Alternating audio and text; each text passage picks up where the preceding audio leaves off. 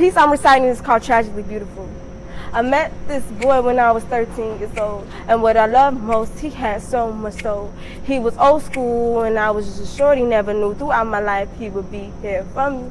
Yeah, let's go back to summer 2013. Of course, it starts with Facebook messages, something like, hey, what's up, how you doing, which led into weeks worth of conversations. I remember riding down L&D Street. I swear for a single second, everything slowed down. I lit up. It was the first time I seen sight of you, yeah. Kendrick Lamar's Poetic Justice bumping in the background. You and your homeboys kicking it on a block without a care in the world. From then, I was infatuated with the thoughts of what you might be like. I remember days later, walking with sweaty palms to Case Park, but he was milk chocolate as can be. You could say I had a sweet tooth. Y'all, he had masculinity down. Alpha male, 5'6", back straight, broad shoulders, his presence intrigued me.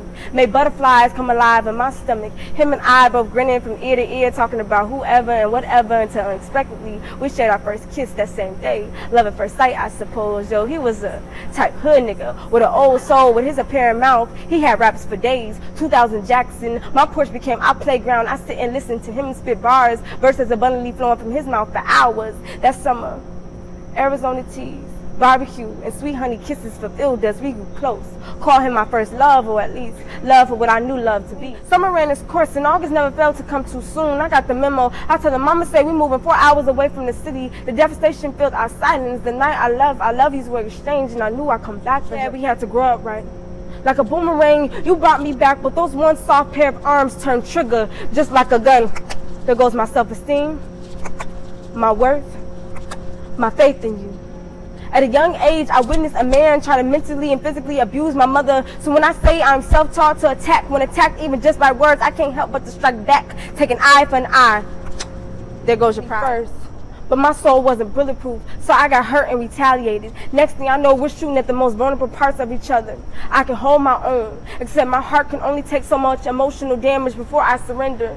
All of the red flags show that we are no longer good for one another yet. We still fall back into each other's arms for safety. And I can't help to wonder, black boy, who did it? Who done whatever they did to you to make you this way? This is not who I remember. This is not who I know. With hometown visits not enough. If I've been gone too long, it ain't the same, but I'm trying because it's you. I figured, baby, we got so much history. Maybe we're meant to be, or maybe I'm crazy. You've come to me in your loneliness and your down times where you needed soft thighs and wet beginnings to feel your satisfaction. I've come to you when I'm sad and vulnerable, needing comfort from soft spine and body to lean on. I become a pit stop of convenience. I open legs to fulfill temporary voids. I guess we use each other in the worst ways.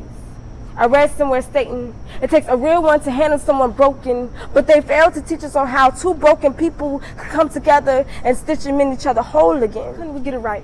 Why couldn't we try hard long enough at the same time to call this a fucking relationship? At least I thought this would turn into an actual relationship. No, this became a situationship. The one where we constantly confess our feelings but don't do shit about it, or the one where I fuck you, then it's fuck you all in the same weekend. We call it love. I can't do this. No, I didn't say I didn't want you. I just didn't want the piece of you perceive to give me. You say you love me. Yet you have a very funny way of showing it with that thing you do, how alive yet broken you can make me feel that you forget you made home inside of someone else's womb. Two babies, abyss. Of course you say it wasn't planned. As if that takes the aches and pain away.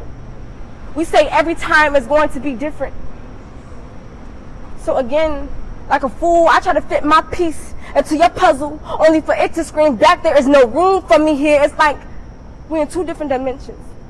I'm heartbroken and still trying to know what more you want from me. You act as though I haven't pulled teeth, but my eye socket's trying to get our two worlds to align together. This isn't fun anymore. I'm so tired of fighting you. Words cut deep, leaving bitterness on my tongue. You pull the insecure little girl out of me. Times where I just wanted to throw you up, spit you out, get you out of my system. I thought I left you for good this time. Though it was never that easy.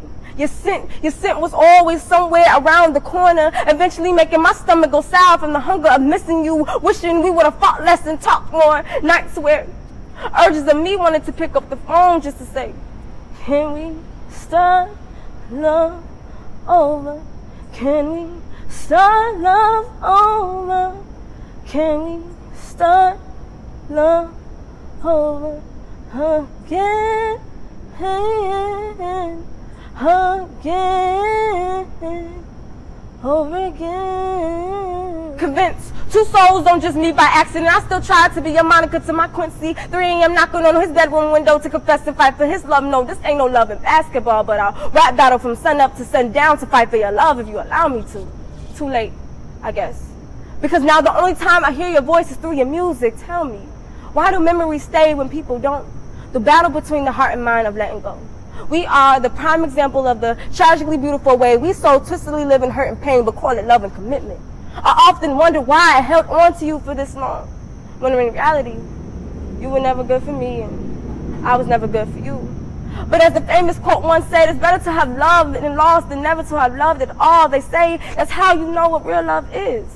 It's wanting the best for someone, even if the best doesn't involve you anymore. So, dear ex-lover, I'll stop talking about you over smoke sessions with our mutual friends. Stop sending text messages about how I once felt about you. Stop dialing a dead phone line that voicemail only seems to answer. Dear ex-lover, I write feelings, emotions, and heartbreaks and stuff it in the back of my soul for saving. Lover, if you don't mind, I'll talk to God about you. Ask them if you could take care of your soul and well-being out in these streets. And in case we were never meant to be, I pray that you find a southern woman who will learn to love you in all the ways in which I have lacked. Yes, it takes two. So I pray that he fills you with a merciful heart. Forgive me for my mistakes as I have already forgiven you for yours, dear ex-lover. If I ever see you again, I only smile. Hey love, how are you? For if not anything else, you'll always have friend in me. Thank you.